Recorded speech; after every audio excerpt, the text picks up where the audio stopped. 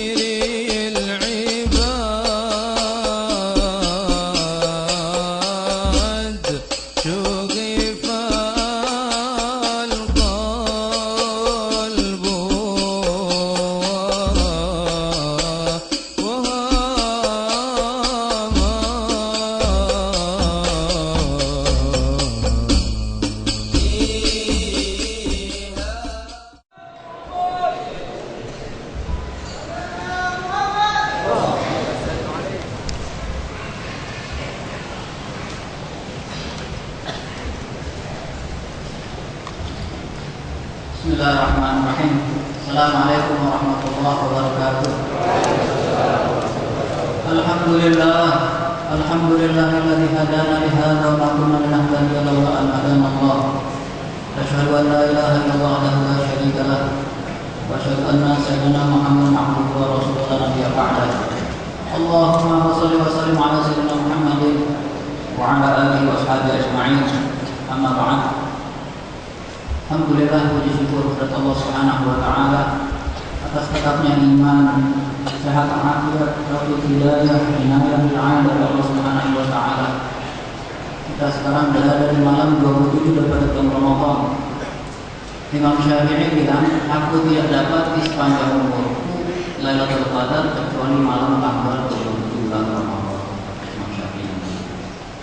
Mudah-mudahan malam ini adalah malam Lailatul Qadar.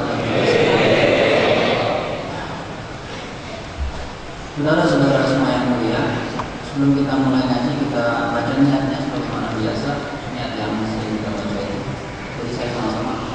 Bismillahirrahmanirrahim. Nawaitu ta'allum, ta'lim, wa tadabbur, wa tadhkir, wa naf'a, والانتفاع والإفادة والاستفادة والحث على التمسك بكتاب الله وسنة رسول الله صلى الله عليه وسلم والدعاء إلى الهدى والدلالة على الخير لابتغاء وجه الله الكريم ومغفرته ورضوانه وقربه وثوابه وجنته سبحانه وتعالى.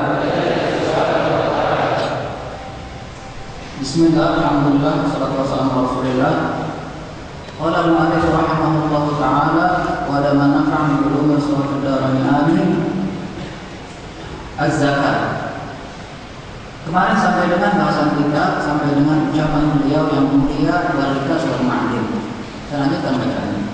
Wal mu'asyarah wa hiya al-huquq wa thimar. Wala zakata fi ma siwa an-na'am as-sa'imah. Wa yushratu al-hawlu laha wa kadzalika yushtaratu lil-nuqud wa tijarah. Wa yushtaratu fi hadhihi al-anwa' an-nisab aidan.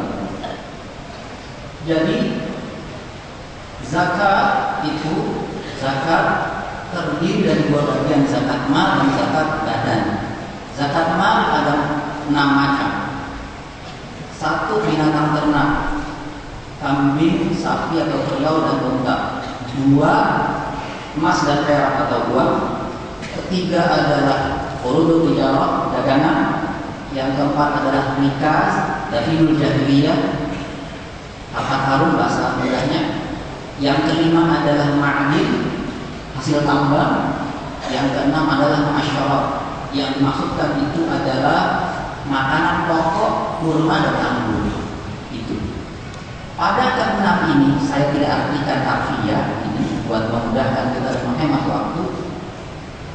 Ada yang ke-6 ini, 6-6-nya ada nisab. Nisab adalah ambang batas keluar zakat. 4 dari yang 6 sudah disampaikan kemarin, nisabnya adalah nisabnya emas dan perak, yaitu 20 mithqal, sekitar apa itu namanya 85-87 gram emas, atau 200 dirham, sekitar 595 atau 600 gram perak. Yang 4 itu kemarin sudah disebutkan, saya ulangi sekali lagi, adalah 1 naqdain, emas dan perak. Nisabnya tadi itu 85 atau 600 gram perak. Yang kedua adalah barang dagangan, yang ketiga rikas, yang keempat ma'din. Ini empatnya nisabnya sama, yaitu menggunakan nisab emas dan perak. Lalu yang dua ini nisabnya binatang ternak, nisabnya berbeda masing-masing dari binatangnya. Misalnya kalau kambing, nisabnya itu adalah 40 ekor kambing, maka akan kena zakat 1 ekor awal nisab daripada kambing atau domba. Sapi atau kerbau awal nisabnya adalah 30 ekor, kena zakat 1 ekor habib, yaitu sapi atau kerbau yang berumur 1 tahun masuk ke 2 tahun. Awal nisabnya unta 5 ekor, gitu.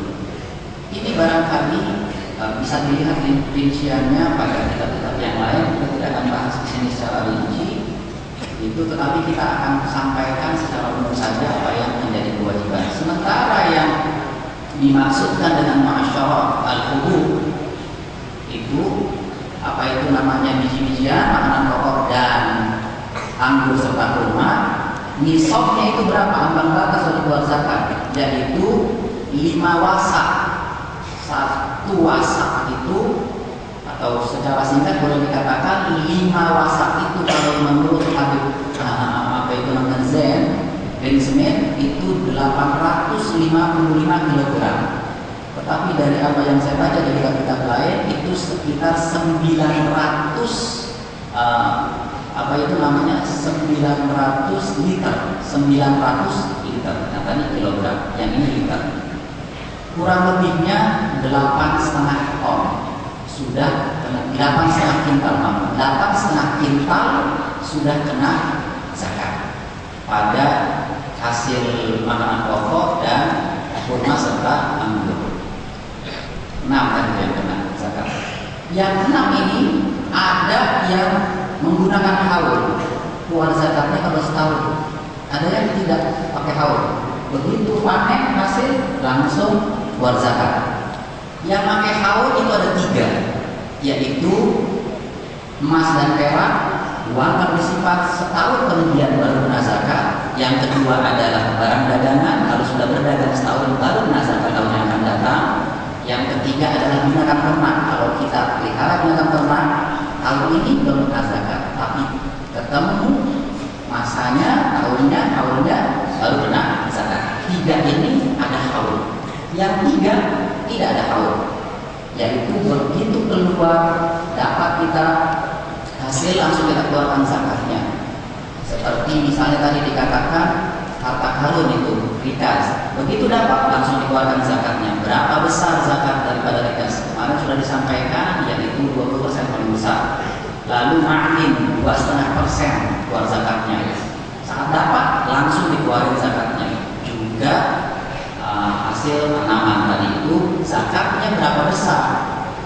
Tidak ada haul, zakatnya berapa besar? Besaran zakat untuk hasil tanaman adalah tergantung apakah ia membutuhkan biaya untuk pengairannya, untuk pupuknya dan lain sebagainya. Kalau butuh biaya, zakatnya itu cuma 25%. Kalau tanpa biaya, hanya butuh air hujan, maka 10% zakatnya.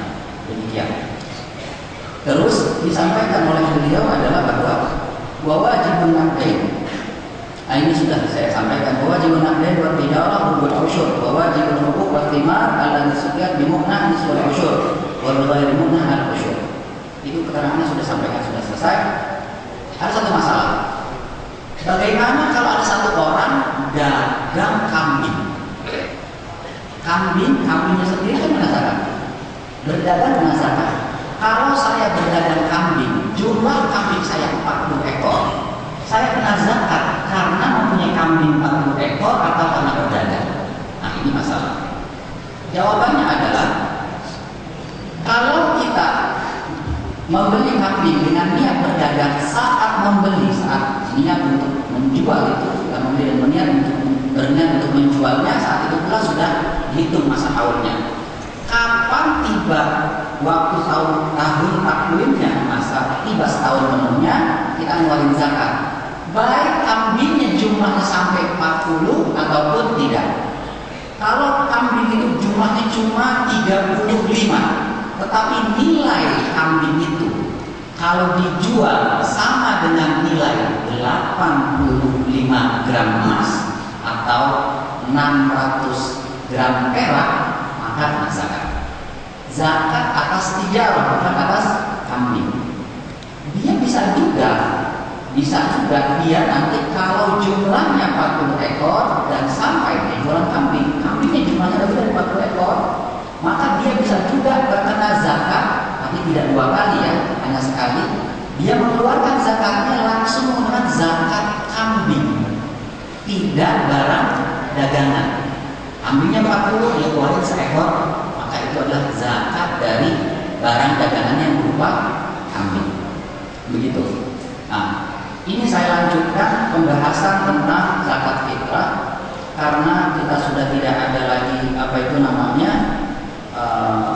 waktu untuk membahasnya kecuali sekarang. Senin yang akan datang sudah lebaran. Zakat fitrah. Saya minta maaf agak panjang sedikit ini. Zakat fitrah. Wa zakatul fitri wajibatun. Zakat fitrah itu punya wajib ala kulli muslimin, setiap muslim idza fadilat an qudi wa quddiman taqumu yaumal 'id wa lailatuhu. Man yaqutuhu yaumal 'id wa lailatuhu. Zakat fitrah itu wajib atas setiap muslim yang punya kelebihan makan pokok, kebutuhan pokoknya begitu, dan kebutuhan pokok dirinya, makan untuk dirinya, dan makan orang yang wajib dia kasih nafkah. Maka dia wajib keluarin zakat fitrahnya. Berapa banyak? Arba'atu amdan, 4 mud. Mudnya siapa? Di mudin Nabi Sallallahu Alaihi Wasallam, dengan mudnya Nabi Sallallahu Alaihi Wasallam. Mud itu awal kata mud itu dari kata madda yang mud. Jadi satu caukan ini, kalau kita cauk satu beras, sebanyak yang kita bisa cauk, kita bisa ambil pada kedua genggaman tangan kita, itulah sejatinya yang disebut dengan mud. Nah, mudnya siapa yang jadi ukuran? Caukan tangannya siapa? Caukan tangannya Nabi Sallallahu Alaihi Wasallam. Itu maksudnya. Terus kira-kiranya berapa? Kira-kiranya itu 4 mud itu, satu sok itu adalah kalau menggunakan liter 3,5 liter kurang sejatinya, tapi digenapkan jadi 3,5 liter. Kalau menggunakan kilo 2,75 kilogram, 2,75 kilogram, tidak sampai 3 kilo, begitu. Wajibun niyatu fil jami'. Pada zakat fitrah ataupun zakat mal harus niat. Kalau kita tidak niat, tidak sah sebagai zakat. Niatnya bagaimana? Niatnya cuma bilang begini. Kalau zakat mal bilangnya saat kita ngeluarin, kita kasih orang fakir, miskin atau yang lain, kita katakan, hadhi zakatu mali. Ini zakat hartaku. Atau kita katakan ini zakat yang wajib atas hartaku. Atau kita bilang ini sedekah yang wajib atas hartaku. Kita keluarin, kita kasih dia, itu sudah sah. Atau saat seorang misalnya pada zakat fitrah, dia waktu ngasih itu bukan dia yang ngasihin, yang ngasihin ambil, maka dia waktunya lain ke ambil, dia harus niat. Atau saat dia memilah, diliter-literin sama dia 3,5 liter, tiap 3,5 liter itu dia niatkan. Niat yang bisa dilakukan orang pada zakat fitrah hanya dirinya, istrinya, dan anaknya yang belum balik. Kalau anaknya sudah balik, niatnya harus anaknya. Yang niat harus anaknya. Jadi kalau anak itu sudah balik, dia harus dengan izin anaknya. Saya punya anak, umurnya sudah 15 tahun, sudah balik. Yang wajib mengeluarkan zakat fitrah pada kesejatian hukumnya adalah anak itu sendiri. Saya mengeluarkan zakat fitrah anak saya, tidak bisa serta-merta saya keluarkan begitu saja. Saya niati ini zakat fitrah dari anak saya sebulan yang sudah balik tadi. Tidak bisa. Kita harus taklifkan terlebih dahulu itu beras kepada anak kita, baru dia berniat atau dia serahkan kembali ke kita untuk kita serahkan zakatnya. Begitu zakat fitrah itu, saudara-saudara semua, tidaklah sah menurut jumhur ulama madhab ahlu sunnah wal jamaah kecuali dengan makanan pokok. Dari semua pendapat madhab ahlu sunnah wal jamaah hanya satu yang mengatakan kita boleh mengeluarkan zakat fitrah dengan timahnya, dengan timah makanan pokok, dengan harganya, dengan uang, yaitu Imam Hanafi.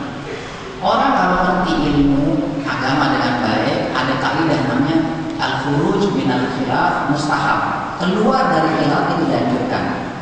Ada satu bilang zakat fitrah pakai duit boleh. 9 bilang zakat fitrah pakai duit tidak sah.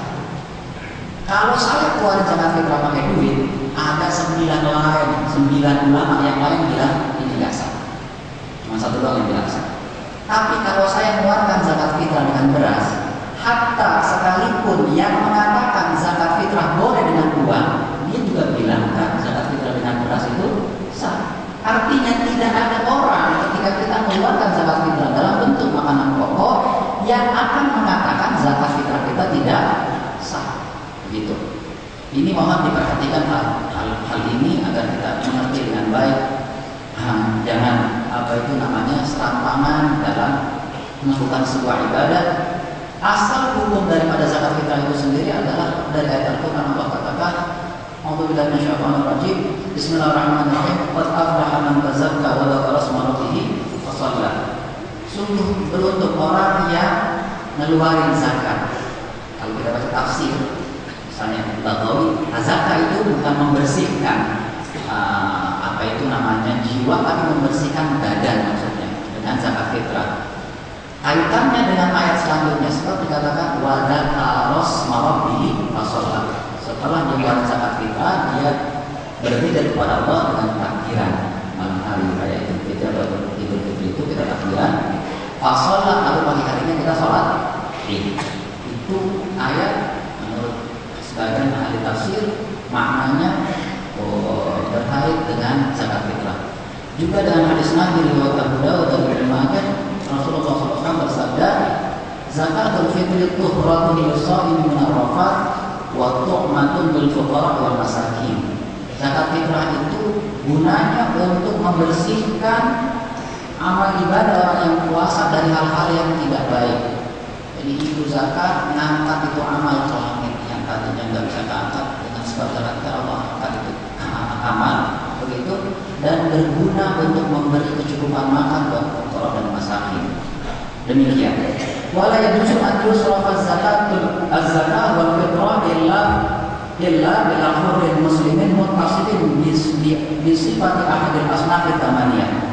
Tidak boleh ngasih zakat fitrah atau zakat mal kecuali kepada seorang muslim yang merdeka yang punya satu dari 8 sifat, satu dari 8 kelompok.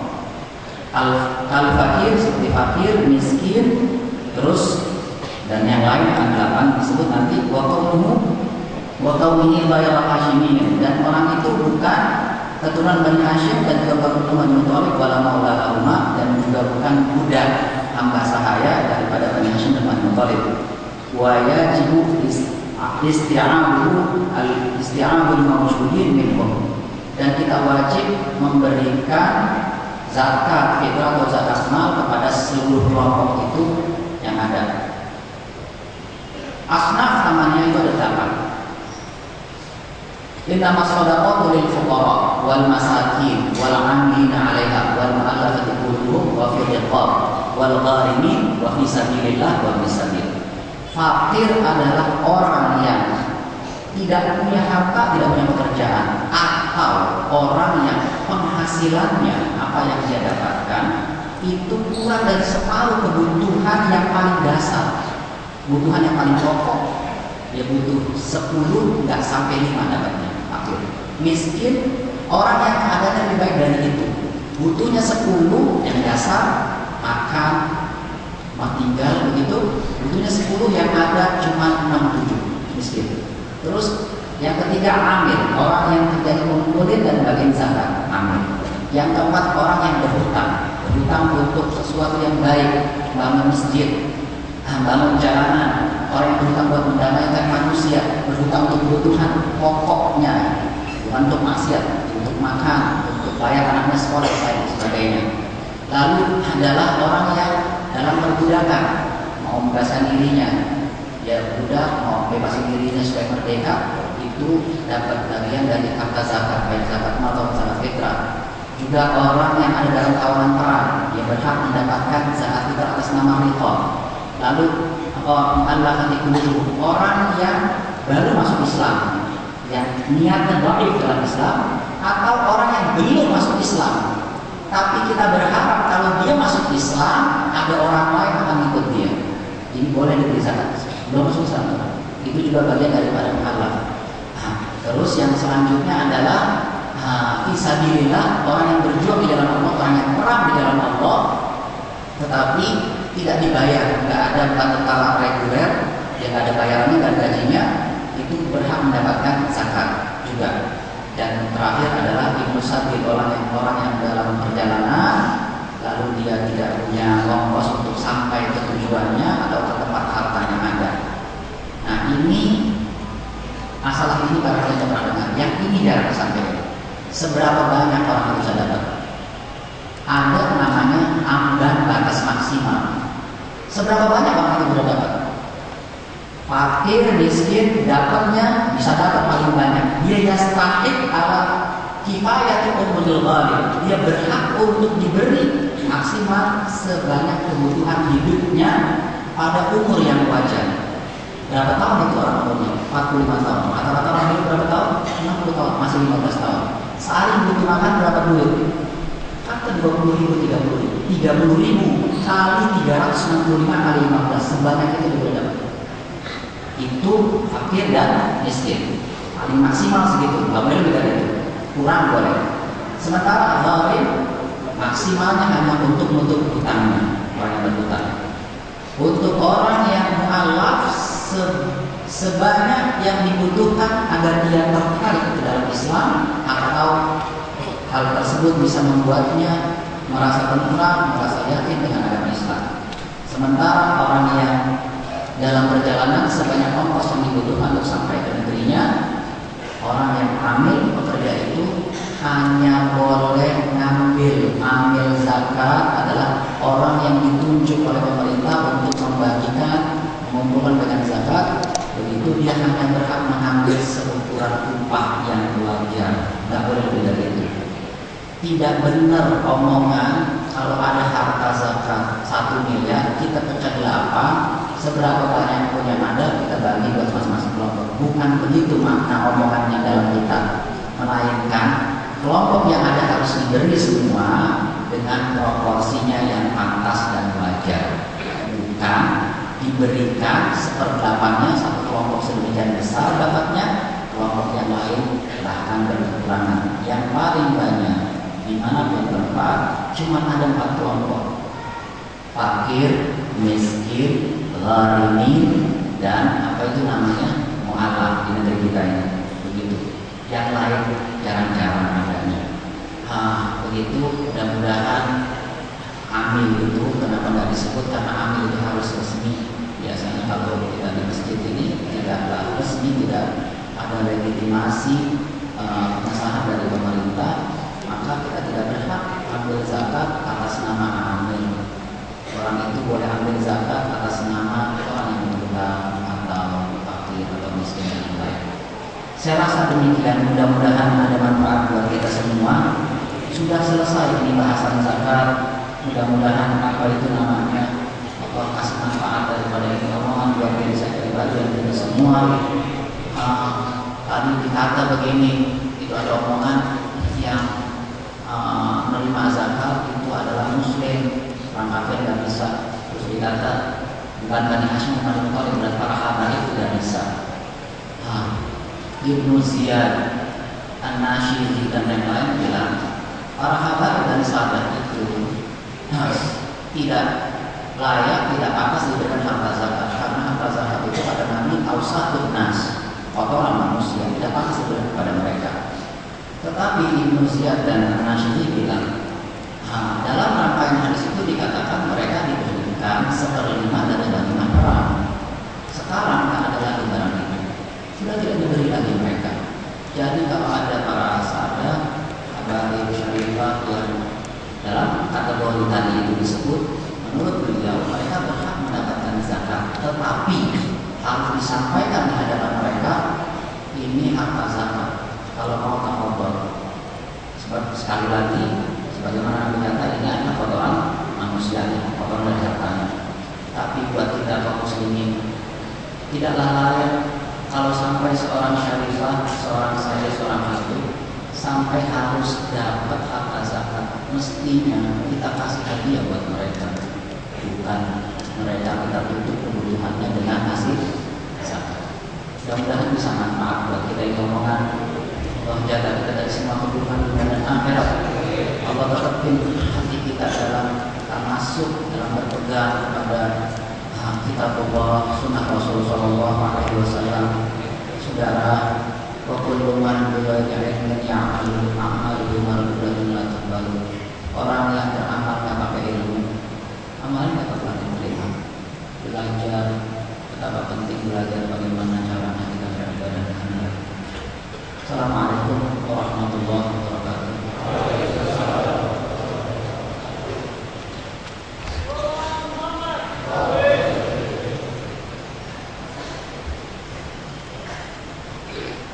Assalamualaikum warahmatullahi wabarakatuh. Bismillahirrahmanirrahim. Ta'aluna wa ittiba' al-qadar as-salam billah wa tadhkir al-haqq 'ala tamassul bi kitabillah. Sunnah Rasulullah wa ta'ala wa ta'ala 'ala khairati wa jinahu wa tawakkul min Allah ta'ala min al-alamin. Alhamdulillah wassalatu wassalamu ala sayyidina Rasulillah wa ala alihi wa sahbihi wa ala Akhirnya Rabu Basahibat Syurafa wa Syukur Ahibah Rahmatullah. Kita baca bersama-sama Bismillahirrahmanirrahim. Bismillahirrahmanirrahim. An Ibni Abbasin radhiyallahu ta'ala anhuma an Rasulillah sallallahu alaihi wa alihi wa sallam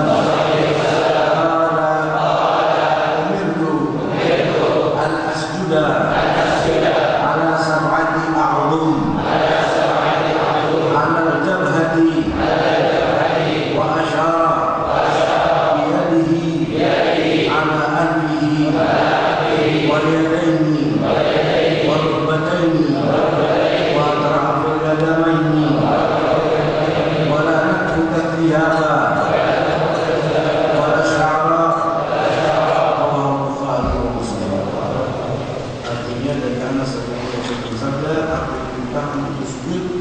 Di atas 7 tulang kuda dahi. Beliau menunjukkan dengan tangannya ke hidungnya, 2 tangan, lalu 2 lutut dan 2 ujung jari jemari, dan tidak mengangkat baju dan rambut. Hadis riwayat Imam Bukhari.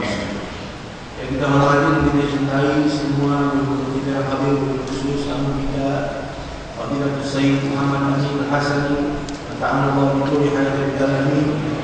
Dengan Mahmud Al-Habib Muhammad Bagir bin Alamin bin Yahya ta'ala wa kulli hayati al-alamin. Asatidz hadirin rahimahullah. Malam ini kita akan mengkaji sedikit pelajaran hadis. Ada pelajaran satu Ustaz Abdullah Khalid. Alhamdulillah sudah sehat hadir dengan panjang umur sehat. Malam ini kita akan mempelajari sedikit daripada hadis dari Rasul sallallahu alaihi wasallam dalam kitab Nurul Iman yang dirangkum oleh Habib Umar bin Muhammad bin Salim Habib, panjang umur, sehat badannya, mabrur badannya, yaitu sampai pada hadis yang ke-31. Hadis yang diriwayatkan oleh Imam Ibn Abbas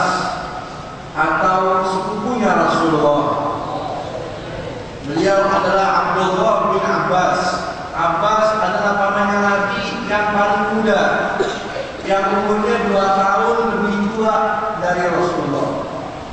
Sehingga Imam Ibn Abbas ini yang melewatkan hadis ini sangat kecil, tapi luar biasa dekatnya dengan Rasul, sehingga Rasul pernah mendoakan agar Ibn Abbas ini menjadi orang yang ahli di dalam urusan agama.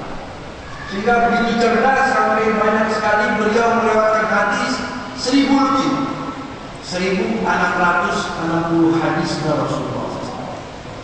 Dan di antara sebagian pendapat ulama, orang yang pertama setelah melahirkan dibawa, diazani dan diqomati oleh Rasul melalui kuping kanan kuping kirinya, yaitu Imam Abdullah bin Abbas.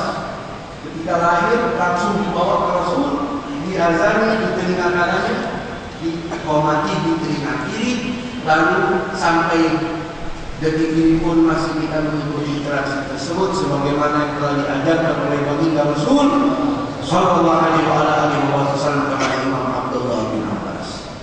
Pendek cerita, intinya mungkin dari hadis-hadis yang sebelumnya ada riwayat tentang Imam Abdullah bin Abbas yang mungkin pernah diuraikan di majelis yang mulia ini, di majelis Rasulullah. Baik, diriwayatkan oleh Imam Ibn Abbas radhiyallahu taala, semoga Allah meridhoinya dan kita memberikan barokahnya, amin. An Rasulullah SAW, daripada baginda Rasul sebuah hadis yang sangat mulia. Dalam beliau bersabda, umirtu, saya diperintah oleh Allah. Tidak ada yang boleh memerintah Nabi kecuali Allah Subhanahu wa ta'ala melalui malaikat Jibril. Umirtu, aku diperintah oleh Allah melalui malaikat Jibril. Di mana Jibril paling cinta kepada Rasulullah, sehingga jumlahnya malaikat Jibril ketemu dengan Rasul sampai lebih dari 10.000 kali perjumpaan. Ada seorang Nabi yang dijumpai oleh malaikat Jibril hanya sekali. Ada yang sampai 100 kali, ada yang sampai 500 kali. Tapi sehingga Rasul dijumpai oleh malaikat Jibril lebih dari 10.000 kali. Makanya ketika Rasul meninggal, yang pertama menangis di antara keluarga Rasul, di antaranya seorang malaikat Jibril alaihissalam. Dia nangis Nabi meninggal, karena dengan Nabi meninggal berarti tidak ada nabi lagi yang akan dijumpai oleh malaikat Jibril. Selesai tugas malaikat Jibril berjumpa dengan para nabi dan Rasul, ditutup oleh Rasulullah. Aku diperintah oleh Allah al-asjuda, agar aku sujud. Dalam bahasa Arab, as-sujud bukan at-tawamud wal mail, wa qila at-tadallul wal qudur. Artinya sujud merendahkan diri, tapi maksudnya arti daripada sujud yang dipahami melalui syariat kita, wad'u jam'atul musalli ala musalla. Seorang yang sholat meletakkan jidatnya di tempat sujud, baik dia sujud di tanah terbuka atau ada sejadahnya atau di masjid mushola, intinya sujud. Ya, wa ju'ilat lil arda masjidan wa tahura. Aku diperintah oleh Allah sujud ala sab'ati a'dham, menggunakan 7 tulang. A'dham jamak, mufradnya a'dhamun. Ya, tulang satu. A'dham tulang-tulang. Saya disuruh oleh Allah tata cara sujud yang benar, meletakkan 7 anggota tulang. Yang pertama al-jabhah, 1 meletakkan tulang jidat atau dahi di tempat sujud. Wa asyara biyadihi ala anfi, tapi Nabi menunjuk jidatnya ke hidungnya. Sehingga oleh ulama itu menjadi suatu anjuran sunnah, kalau orang sujud hidungnya juga ikut. Karena Rasul waktu mengajarkannya kepada sahabat, asyara biyadihi ila anfi, Nabi memberi isyaratnya ke hidungnya. Jadi kalau orang sujud, usahakan mata terbuka, lalu hidung juga ikut sujud. Wal yadaini, lalu yang kedua dan ketiga, 2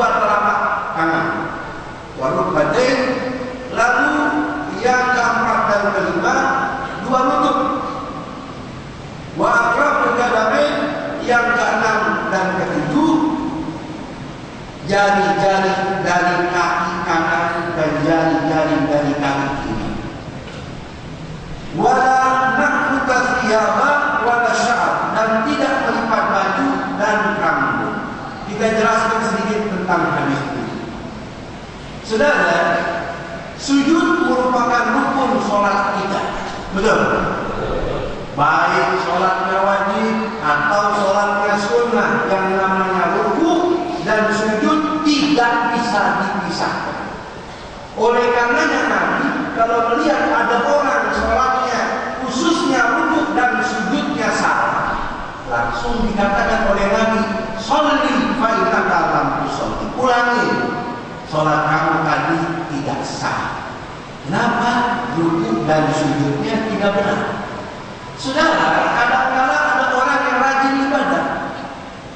Kalau sholat sunnah, masya Allah, banyak sekali dia lakukan, tapi kadang-kadang dia tidak tahu ilmunya. Sementara sujudnya tidak sebagaimana sujud yang dianjurkan dan diajarkan oleh Rasul. Boleh jadi sholatnya tidak sah, tidak diterima oleh Allah. Makanya menuntut ilmu itu penting. Di dalam suatu hadis baginda sallallahu alaihi wasallam pernah bersabda, atimur ruku'a wa sujuda, sempurnakan ruku dan sujud kalian, karena sesungguhnya dalam hadis itu aku melihat dari balik punggungku siapa saja yang ruku dan sujudnya tidak benar.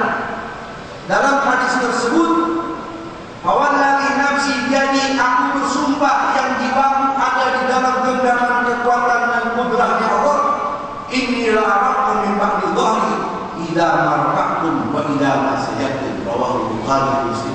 Karena saya ini dari balik punggung Allah kasih mukjizat, bisa tahu siapa yang ada di belakang saya. Kalau ada sahabat sholatnya nggak benar, saya dikasih tahu oleh Allah Subhanahu wa ta'ala. Hatimu sempurnakan, makanya sholat cepat boleh. Kayak terawih sekarang, masya Allah, ya ada terawih sangat singkat, ya 5 menit 20 rakaat. Silakan saja, yang penting satu, bacaan Fatihahnya rapi, betul. Yang kedua, ruku dan sujudnya sempurna. Batas orang ruku dan sujud, kalau ruku dia sampai bongkok, tangannya megang dengkulnya, betul.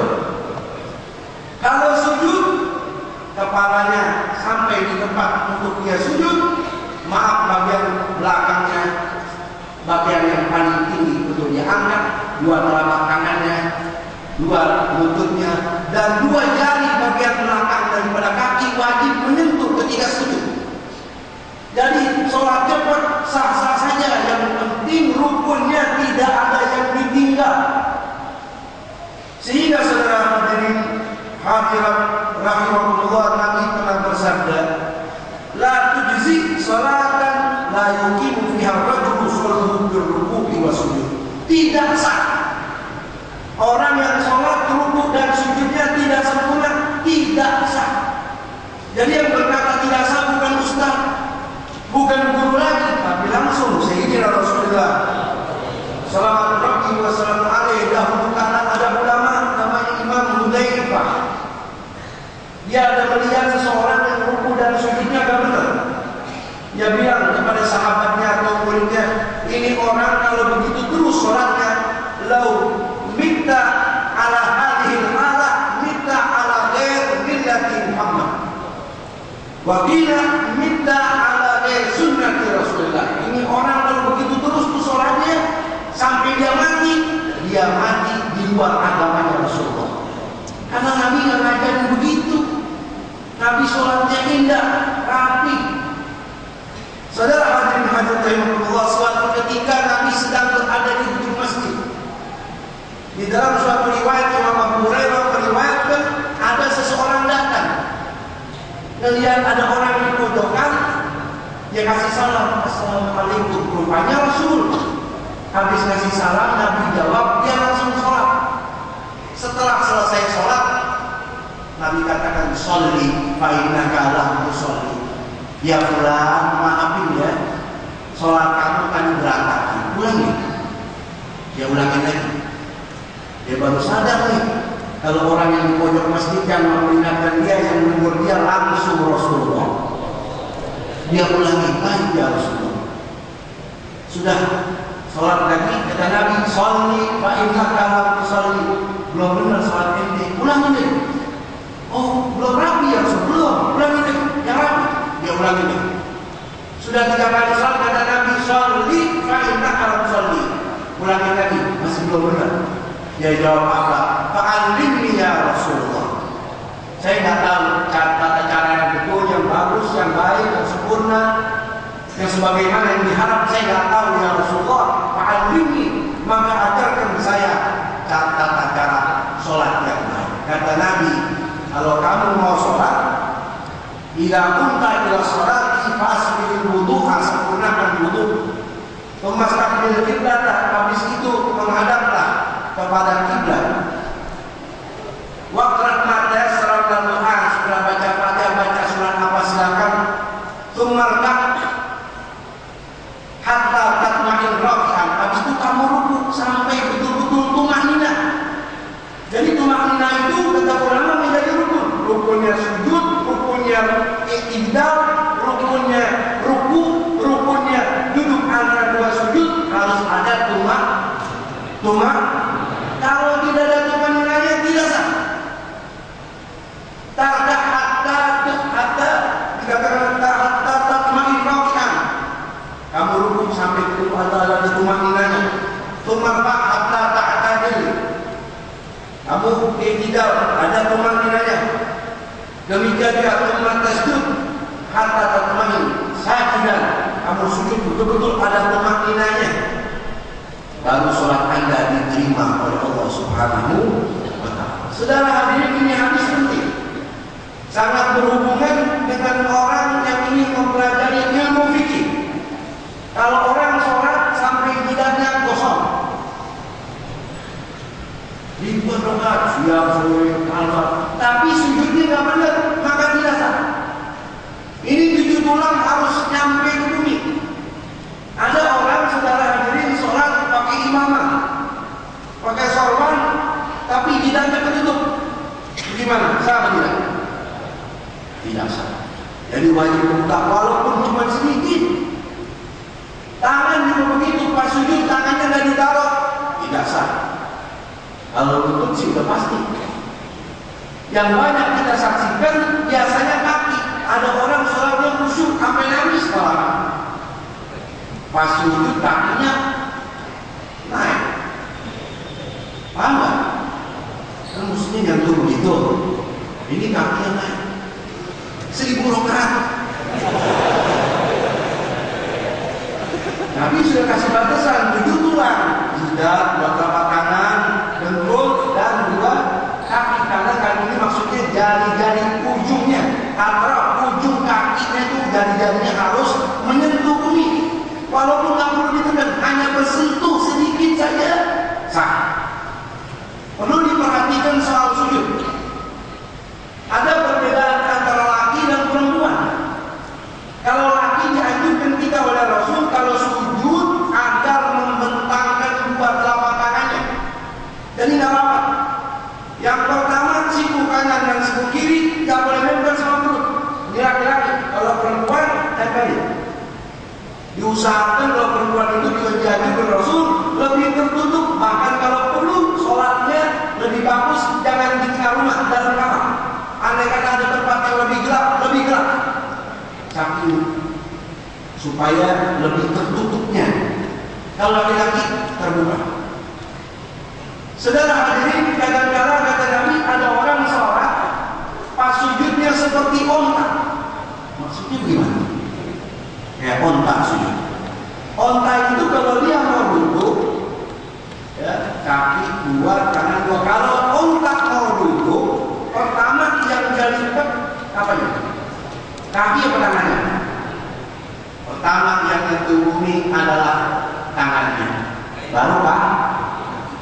Kalau kita sujud dari posisi i'tidal mau sujud, pertama yang nyentuh ke bumi bukan lutut kita, tapi tangan laksana unta yang mau duduk. kita suka begitu. Bib, saya sakit, nah sakit kusut. Bib, saya sudah tua, ada encok. Namun, kalau masih sehat, seger, kalau makan buka puasa 2 piring. Ya, badannya sehat, gagah. Kalau sujud udah kayak aki-aki, udah kayak orang sakit pinggangnya. Jadi kalau sujud yang pertama jatuh tuh tangan ini. Atau kata Nabi, ada orang sujud seperti maaf anjing. Jadi dia sujud, sikunya kita ikut sujud. Gitu. Paham gak? Paham? Mau perlu dicontohin satu orang. Jadi ini maaf binatang anjing kalau duduk begitu, kalau sujud begitu, kalau duduk. Betul? Atau binatang buas apapun, sehingga apa begitu. Oleh karenanya kata Nabi, kalau Anda sujud jangan begitu. Usahakan dalam anjuran Rasul kalau sujud terbuka. Kalau kita salah sendiri rentangkan. Karena dalam riwayat sebagian dikatakan Nabi itu kalau sujud andai kata ada anak kambing yang kecil mau lintas di bawah kakinya Nabi bisa. Saking lebarnya. Tapi jangan lebar banget. Ya, pokoknya sholatnya Nabi enak dilihatnya. Jadi Nabi sujudnya tangannya kalau sendiri, beliau tidak jadi imam, beliau rentangkan tangannya. Kalau berjamaah, berjamaah dianjurkan tidak terlalu membentangkan tangan karena bisa mengganggu orang yang ada di samping kanan kiri. Tapi jangan juga sampai terlalu rapat karena rapat itu bagian anjuran untuk kaum wanita. Kalau laki-laki agak terbuka, sebaris dengan pundak. Jadi posisi tangan sama pundak sebaris. Sujud, matanya dianjurkan, disunahkan terbuka mereka. Dan di dalam sujud juga dan rukuk juga tidak boleh baca ayat-ayat Al-Quran.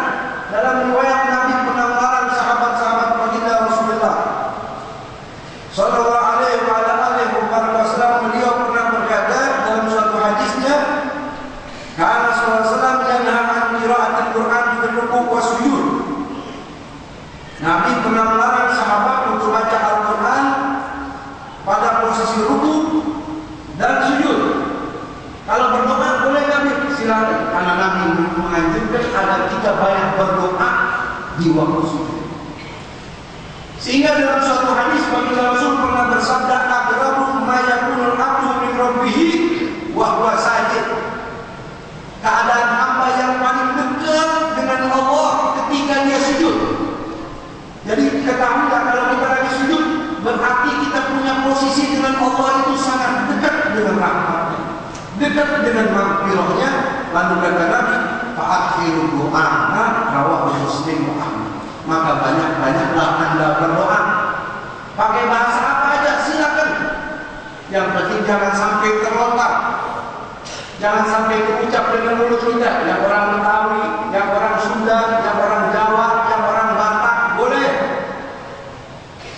Berdoa dengan bahasanya masing-masing silakan. Yang orang Indonesia, yang orang manapun silakan. Yang penting jangan sampai terucap, cukup dalam hati.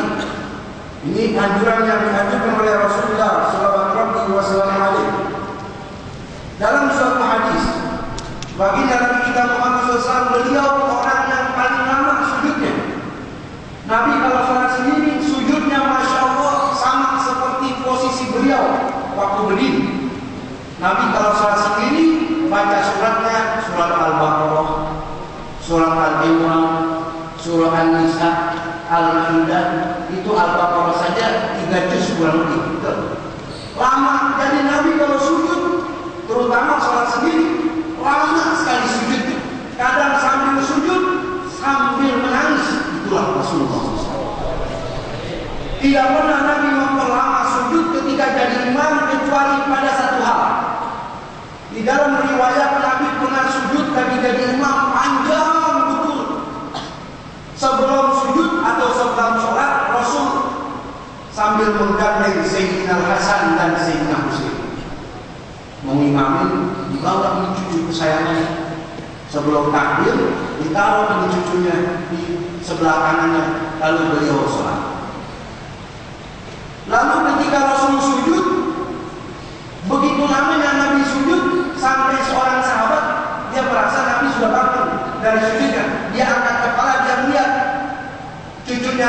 yang dua ada di atas punggungnya Rasulullah.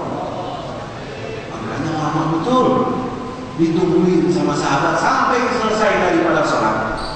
Setelah selesai daripada sholat, sahabat tersebut tanya kepada Rasulullah, "Ya Rasulullah, inna dhananna annahu qad hadatha amrun." Saya merasa engkau ini ada terkena kejadian sesuatu apa dan itu yang kami tidak tahu ya Rasulullah. Boleh jadi engkau meninggal, atau annahu yuha ilaik, atau lagi turun wahyu. Makanya kita tetap ikutin walaupun lama sujudnya. Qala kullu dzalika lam yakun, semua itu enggak ada apa-apa.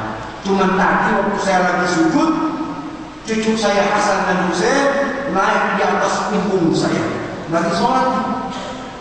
Ya, irtahadani fakaritu an u'ajjilahu hatta yakti hajatuh. Rawahu An-Nasa'i wal Hakim. Kata Nabi, saya enggak mau angkat kepala saya sehingga dia jadi turun. Saya persilakan sampai dia merasa nyaman turun sendiri, baru saya angkat kepala saya karena cinta dan sayangnya Rasul kepada Sayyidina Hasan dan Sayyidina Husain. Saudara hadir di dalam riwayat, baginda Rasul biasa sujud alal hamra, alal khamira. Khamira itu sejadah kecil yang seukuran kepala saja. Kalau sekarang sudah banyak. Dalam riwayat ahyana Nabi sujud di atas sejadah kecil. Cuman saudara harus hati-hati kalau sekarang di sejadah ini kadang dibikin oleh orang-orang non-muslim, sehingga kadang-kadang ada gambar salibnya, kadang-kadang ada bentuk binatang anjing. Ya, ini cerita Nabi pernah sujud kadang-kadang dengan sejadah yang kecil, kadang-kadang sujud di atas tikar sampai membekas hitam di tikar tersebut karena seringnya Rasul sujud. Yang membekas hitam bukan tidaknya lagi. Apa yang membekas? Tikar. Saya ulangi. Yang berbekas hitam bukan tidaknya lagi, tapi tikar yang sering digunakan sujud oleh Rasul membekas hitam. Mungkin agak beda di orang sekarang. Saya mau tanya, kira-kira banyak mana sujudnya kita dengan sujudnya Rasulullah? Sujudnya kita apa sujudnya Rasulullah? Sujudnya Rasul, tapi tidak kita. Ini saya nggak nyindir-nyindir, tapi ini riwayat Nabi itu saking seringnya sujud sampai tempat yang biasa dipakai sujud menjadi hitam. Saya pernah menemukan suatu riwayat ketika seorang pemuda yang ahli ibadah di jidatnya ada tanda Nabi panggil. Ada apa di jidatnya? Min athari sujud ya Rasulullah. Kata Nabi, Masya Allah, andai kata tidak nampak tanda ini, lakana ahsan, lebih bagus nggak muncul, takutnya menjadi lampang liar. Oleh karena itu saudara, kalau kita sujud ada syaratnya, harus memberatkan kepala, tapi bukan menggesek-gesek.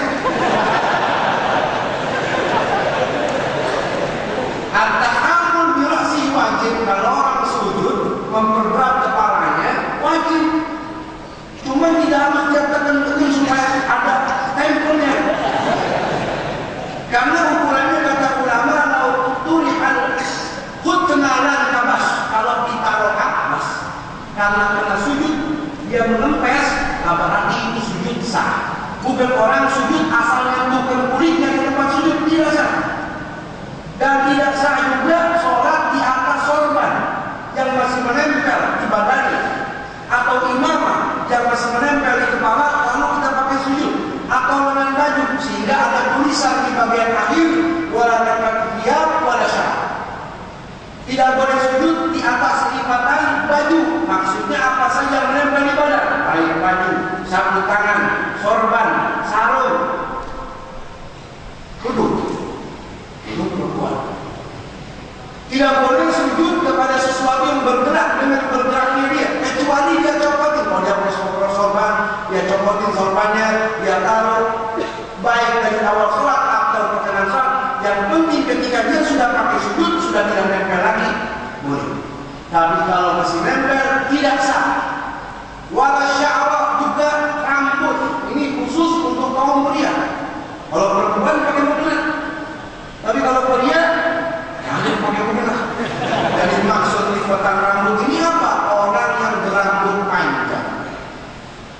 Jangan sampai ketika sujud rambutnya menutupi jidat. Ini 7 anggota tulang wajib diletakkan ketika sujud. Yang pertama jidat wajib terbuka. Nabi menunjuk kepada hidungnya, artinya kalau kita sujud sunnah menentukan hidung juga. Lalu 2 telapak tangan, lalu 2 lutut kita, lalu 2 ujung jari kaki kanan dan kaki kiri kita. Walaupun menyentuh sedikit saja sah, jangan sampai kita angkat. Kalau kita angkat berarti sujudnya berantakan. Kalau sujud dan rukuk berantakan, kata Nabi, tidak sah sholatnya. Mudah-mudahan sedikit ini ada guna manfaatnya. Assalamualaikum warahmatullahi wabarakatuh.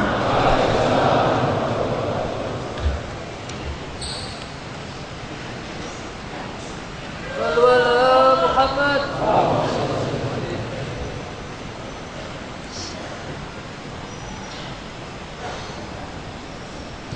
Kita mohonkan tamu kita dari Maghrib, guru kita Sayyid Muhammad Amin Al-Hasani untuk berbicara sedikit.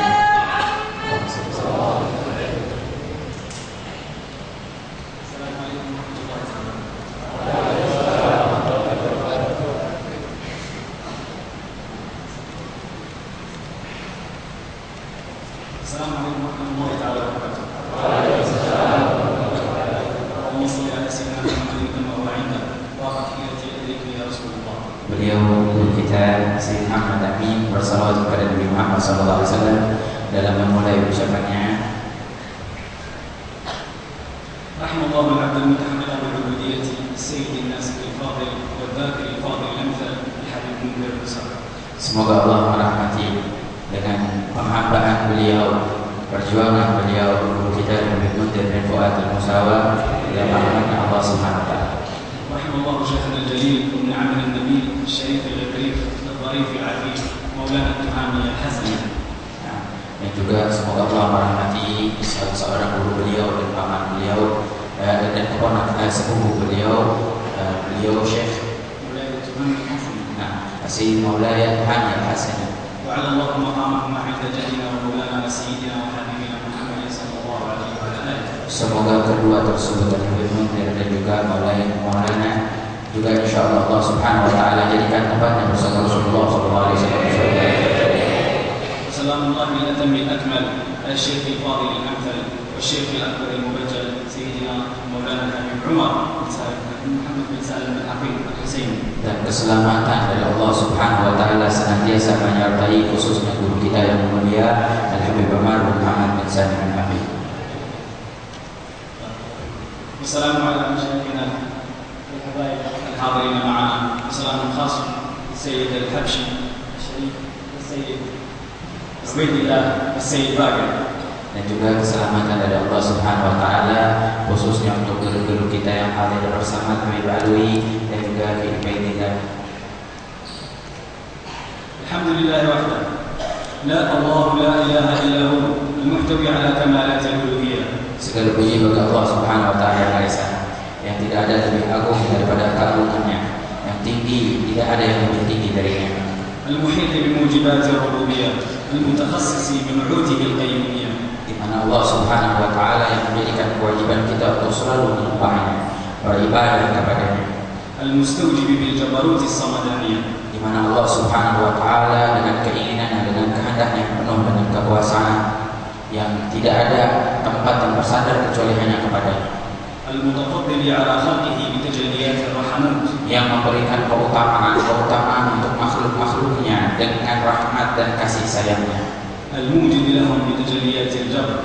Mengadakan mereka para makhluk-makhluknya, menciptakan mereka.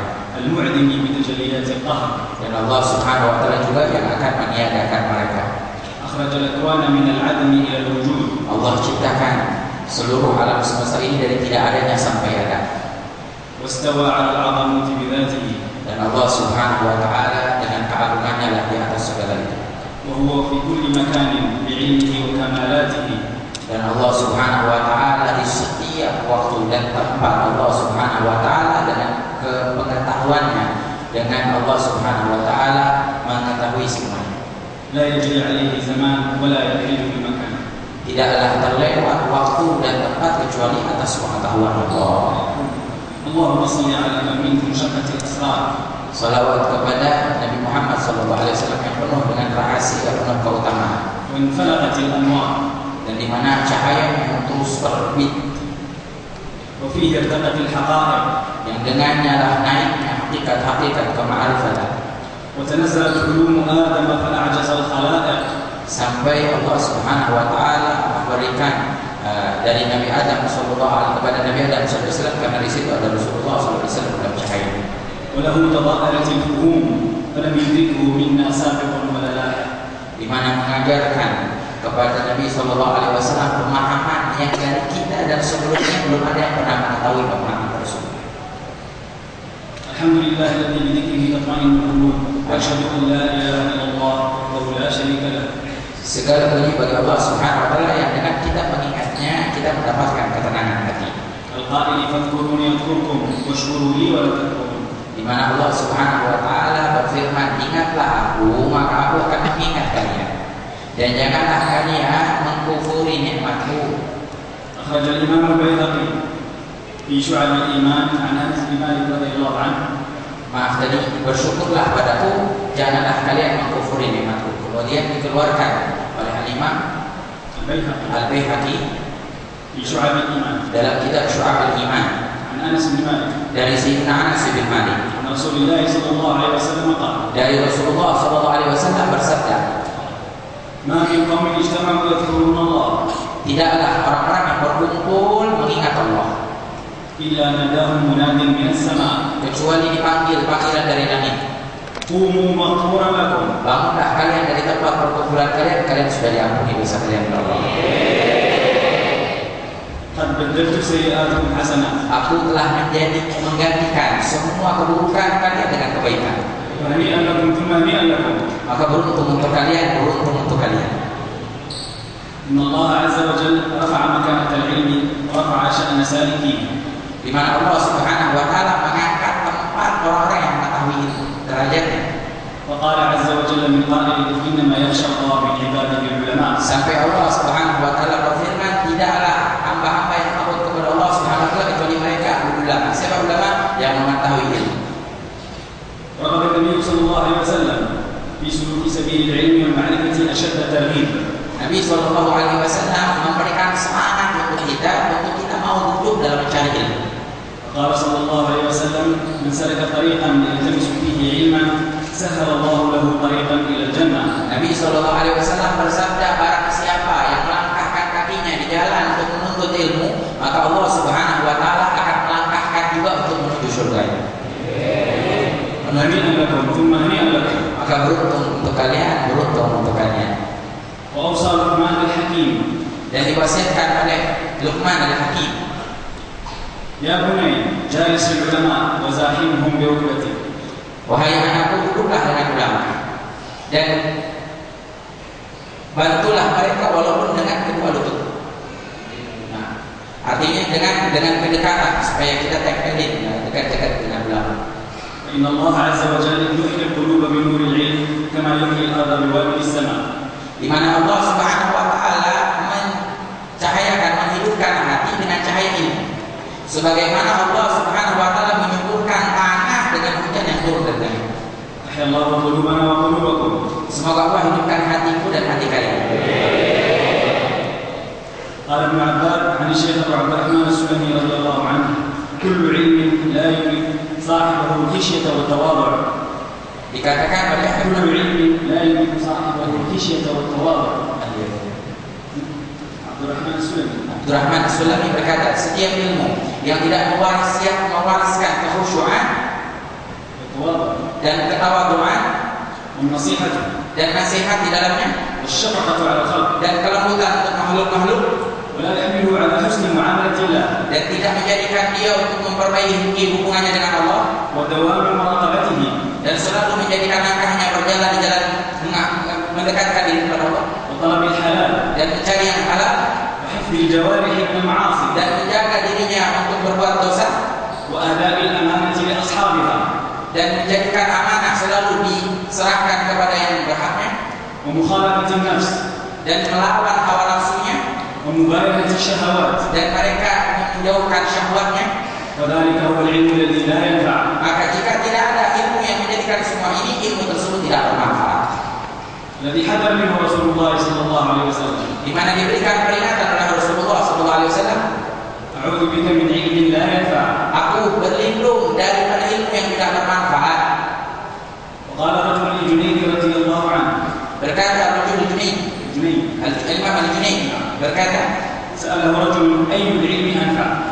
ada seorang pemuda bertanya padanya, apa ilmu yang bermanfaat? قال ما دلك على الله. Ilmu yang menjadikan engkau bertunjuk, artinya berjalan di jalan Allah, بعدك عن نفسك. dan yang menjauhimu daripada nafsu. قال العلم النافع Ilmu yang bermanfaat itu ما يدل صاحبه على التواضع yang menjadikan orang yang mempelajarinya selalu tawadhu, ودوام المجاهدة dan selalu menjadikan mujahadah, menjauhi hal-hal yang tidak boleh, ورعاية السر dan selalu menjaga untuk mendapatkan sir, rahasia-rahasia Allah, ومراقبة الظواهر dan selalu menjaga dirinya dari hal-hal yang tidak boleh, والخوف من الله dan punya rasa takut kepada Allah. والإعراض عن الدنيا وعن طالبها. Dan orang yang memiliki ilmu yang manfaat adalah orang-orang yang menjauhi dunia dan apapun yang menjadikan dia jauh dari Allah, والتقليل منها dan sedikitkan daripada dunia, ومجانبة أبواب أربابها. nah, dan menjauhi daripada kelompok-kelompok orang-orang yang jauh dari Allah, وترك ما فيها على من فيها من أهلها. dan meninggalkan segala sesuatu daripada orang yang menjadikan kita buruk dari orang-orang tersebut, dari perkumpulan tersebut, والنصيحة للخلق dan orang-orang yang selalu memberikan nasihat, وحسن الخلق معهم. dan selalu bermuamalah yang baik dengan akhlak yang baik, ومجالسة الفقراء dan duduk bersama orang-orang fakir, وتعظيم أولياء الله. dan mengagungkan wali-wali Allah. إذا أنفعتم Ini beliau akan berdoa, mari kita sama-sama mengaminkan. اللهم نور السماوات والأرض. Amin. اللهم نور أبصارنا بأنوار التعيين. Amin. جواتنا بأنوار التمكين. Amin. وقلوبنا بأنوار اليقين. Amin. بصائرنا بأنوار الإحسان. Amin. وأسرارنا بأنوار الامتنان. Amin. حقائقنا بأنوار العرفان. Amin. يا حي يا قيوم. Ya. سبحان الحي حياة كمال لا توصف بحركة ولا سكون ولا ظهور ولا هموم ولا تحيط باسمها فكرة ولا ظنون.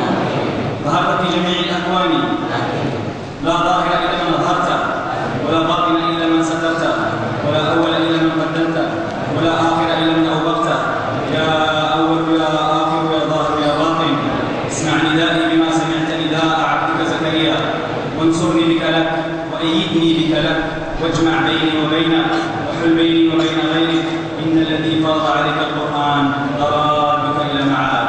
الله الله الله. ربنا آتنا من لدنك رحمة وهيئ لنا من أمرنا رشدا. ربنا آتنا من لدنك رحمة وهيئ لنا من أمرنا رشدا. ربنا آتنا من لدنك رحمة وهيئ لنا من أمرنا رشدا. وهذا مقالي والسلام عليكم من الحسني الضعيف والصمت أجمل سوى أن تقل خيرا وتنوي إفادة فما الخير مثل الشر والخير أفضل والعفو منكم.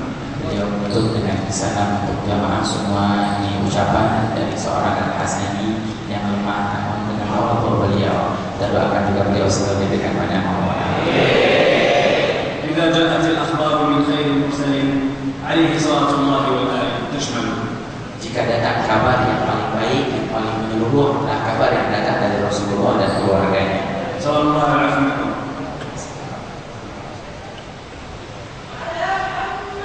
Alhamdulillah, kita sedikit meneruskan apa yang beliau sampaikan. Jadi intinya beliau mengajak kita untuk memuliakan ilmu, memuliakan majelis ilmu, dan tadi juga sudah disampaikan oleh guru kita Habib Alwi, guru kita dari Baidillah, tentang zakat, Habib Alwi tentang suku, dan insya Allah sangat bermanfaat. Ini satu aja terakhir, andai kita sujud syukur ini malam satu malam karena harus nikmat duduk di tempat ini malam ini. Lebih malam penampilan ya, duduk di majelis ilmu, kalau kita nggak bisa, mau kita syukurin seminggu aja, sehari, seminggu sehari, nggak bakal menembus nikmatnya duduk di majelis ilmu. Bahkan sampai dikatakan kalau duduk di majelis ilmu, malaikat Ridwan menjaga pintu surga datang. Ayo yang di majelis ilmu sekarang masuk ke surga ya Allah. Orang yang sudah asik di majelis ilmu akan mengatakan ya malaikat tunggu dulu. Kami masih menikmati duduk dari majelis ilmu. Sama seperti kita menikmati sekarang duduknya kita, pengennya nggak selesai-selesai, tapi waktunya terbatas. Waktunya terbatas, tapi insya Allah mudah-mudahan di Senin akhir bulan Ramadan ini majelis kita di malam 27 Ramadan ini insya Allah mungkin menjadi malam Al-Qadar sebagai Abbas. Minggu lalu saya bahas Sayyidina Ibnu Abbas mengatakan malam 27 malam Al-Qadar. Mudah-mudahan malam ini malam Al-Qadar doa kita dijawab. Setiap niat di dalam sanubari kita yang hadir di sini dijawab oleh Allah. Setiap harapan, keinginan, doa dijawab oleh Allah Subhanahu wa taala. Dan tambah dijawab lagi, mari sama-sama kita sebutkan nama Allah Subhanahu wa taala untuk menutup majlis kita dulu jami'an.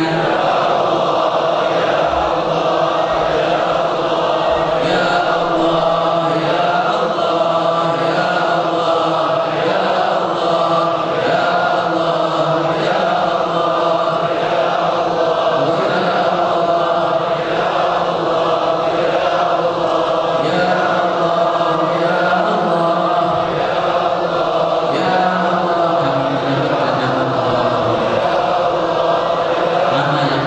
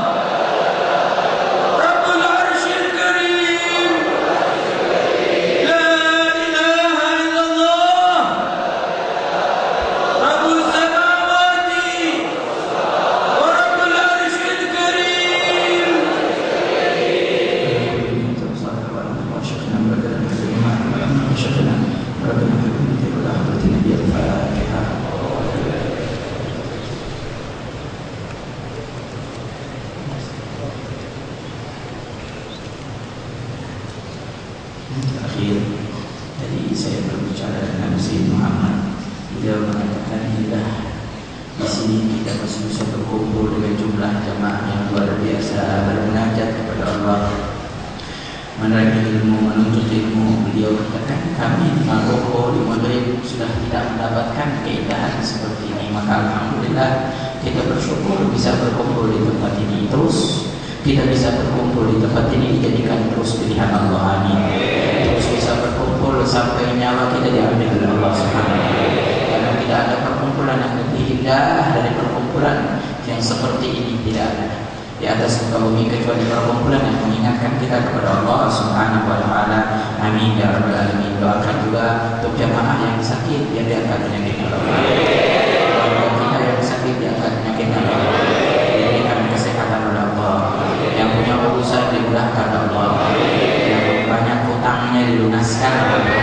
Diberikan rezeki yang luas, yang halal, yang penuh keberkahan.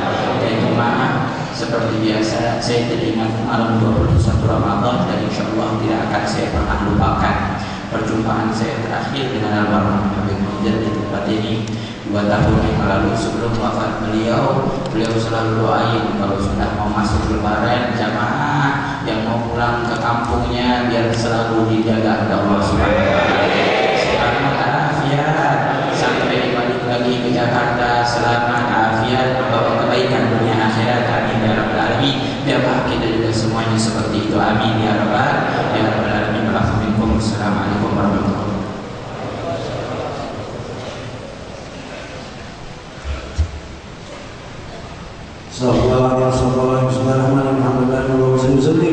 على سيدنا محمد وعلى اله وصحبه ولا تجعلنا لمن اوصابه تحب القلوب في كل اشياءنا والله قدرنا عليه فما يسامي القول منا او يكون ثمانا لكن حبا بالسماء قد عالم بصفوة ربنا حدانا وإذ امتزجنا بالمودة هاهنا ألفوا أيدي قدرنا ولدانا للواحد الأحد العلي إلهنا متوسلين بمن إليه دعانا مختاري وحبيبي وصبي سيد الوجود بالإله حبانا يا ربنا يا ربنا يا ربنا بالمصطفى اقبلنا جدوانا انت لنا يا ظفرنا في هذه الدنيا وفي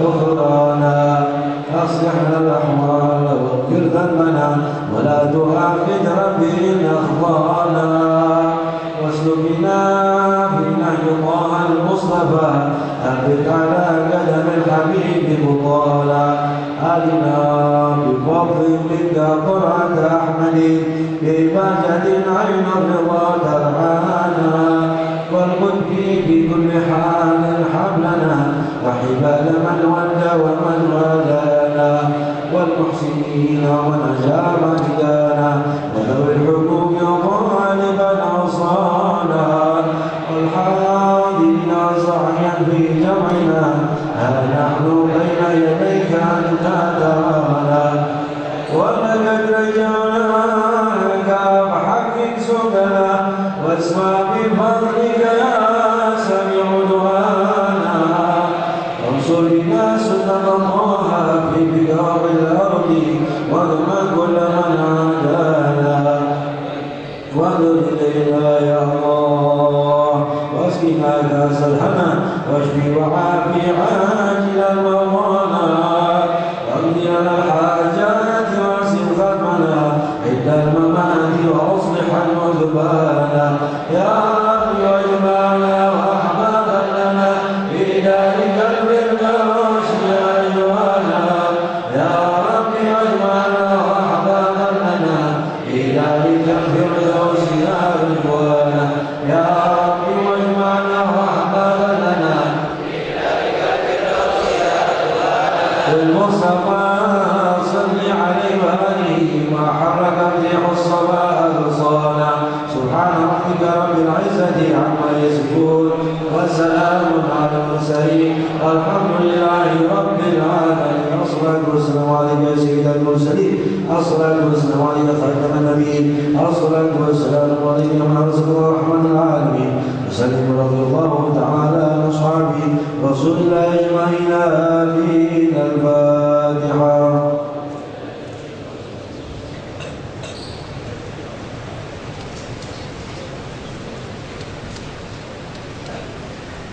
Rasulullah sallallahu alaihi wa alihi wasallam Abdul Maqdud Nabi min qabli la ilaha illallah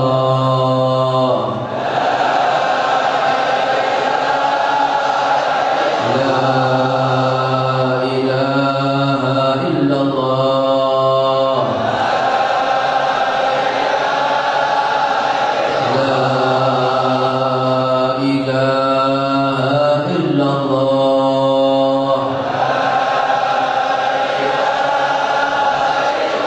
Muhammadur Rasulullah sallallahu alaihi wa alihi wa sahbihi wa sallam.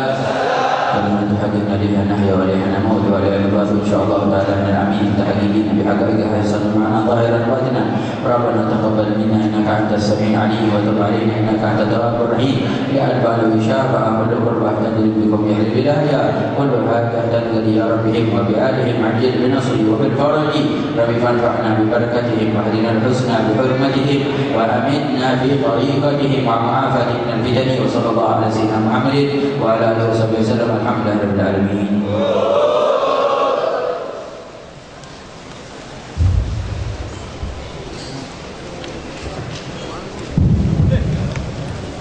Bismillahirrahmanirrahim. Hadirin hadirat, berikut kami